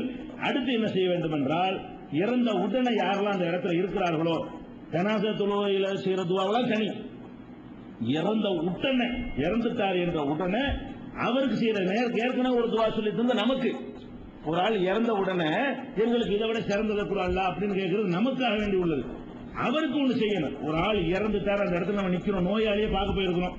நம்ம பார்க்க போகும்போது நம்ம கண்ணு முன்னாடி அப்பதான் அவர் மண்டையை போடுறாரு. இப்ப நமக்கு என்ன கடமை? அதுக்கு ஒரு துவா இருக்கிறது. நபிகள் நாயகம் ஸல்லல்லாஹு அலைஹி வஸல்லம் அவர்கள் இதே அபூ சலமாவுடைய ஜனாசாவு நோய் வாய்ப்படும்போது போறாங்க, கண்ணை மூடிட்டு என்ன செய்யறாங்க? சும்ம கால, பிறகு சொல்கிறார்கள், அல்லாஹு மக்ஃபிர் லி அபீ சலமா, இறைவா அபூ சலமாவை மன்னிப்பாயாக. உடனே துவா செய்யணும். நம்ம அடக்கம் பண்ணிட்டு தான் துவா செய்யணும். இது யார் செஞ்சிருக்கணும்? எத்தனை ஜனாசாவுக்கு போயிருக்கிறீங்க, இறந்து போன ஆளுடைய பாடிக்கிட்டு நிக்கிறீங்க, அவருக்கு மன்னிப்பு காரணம் அப்ப கேட்டோமா? அதை கேட்டு தான் மற்ற வேலைகள்லாம் பார்க்கணும். ஃபர்ஸ்ட் கண்ண மூடணும். ரெண்டாவது ரசூல் ஸல்லல்லாஹு அலைஹி வஸல்லம் செஞ்ச வேலை என்னன்னு கேட்டா, அல்லாஹு மக்ஃபிர் லி அபீ சலமா, அபூ சலமாவுக்கு மன்னிப்பாயாக. ஒன்னு, வர்ஃபா தரஜத்தஹு பில் மஹ்தியின், நேர்வழி காட்டப்பட்ட மக்களோடு சேர்த்து இவருடைய தகுதியை, தர்ஜாவை உயர்த்துவாயாக. வஅஹ்லிஃபுஹு ஃபீ உக்பிஹி பில் காபிரின், எஞ்சி இருக்கிற மக்களுக்கு அவருடைய பிரதிநிதிகளை, அவர் சார்பாக பிரதிநிதிகளை நீ ஏற்படுத்துவாயாக. வக்ஃபிர் லனா வலஹு யா ரப்பல் ஆலமீன், எங்களையும் அவரையும் ரப்புல் ஆலமீனை மன்னிப்பாயாக. வஃப்ஸஹு லஹு ஃபீ கப்ரிஹி, அவருடைய கபரை விசாலமாக ஆக்கி வைப்பாயாக. வநவ்விர் லஹு ஃபீஹி, அதுல ஒளியை பிரகாசத்தை ஏற்படுத்துவாயாக. இவ்வளவு கேட்கிறாங்க. இது அரபியில நீங்க மனப்பாடம் பண்ணி கொள்ளலாம், மனப்பாடம் பண்ணி கேட்கலாம், அல்லது நம்ம கேட்கலாம், யாரெல்லாம் மன்னிப்பாயாக. அவருடைய கபரை ஒரு பொதுவான துவா தானே, அதை சொன்னால் ரசூலுல்லாஹ்வுடைய வாயிலிருந்து அந்த துவாவை சொன்னால் அதற்குரிய நன்மை கிடைக்கும்.